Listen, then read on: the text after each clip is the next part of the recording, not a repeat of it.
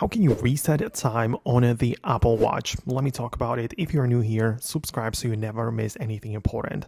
So the way that it works is that your Apple Watch shows some time, right? And there might be some things in the settings of the watch which cannot change it. So check out the settings app of the Apple Watch directly, scroll through the options, whatever, and find the clock section.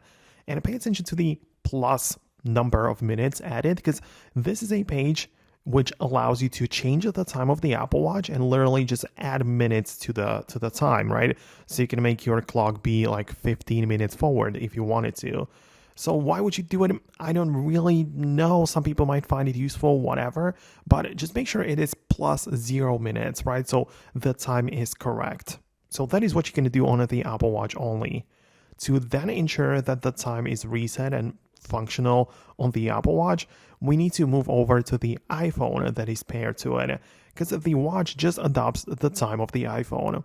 And this can be changed and set up or kind of like reset in the settings, general, and a date and a time. So you might have the automatic time enabled, which is, I think, the best because it makes sure it's the correct one on the iPhone and on the watch, but you can turn it off and also like change the time zone and or even change the time manually, right? So you can kind of like reset it this way, and you can see that it automatically gets reflected on the watch.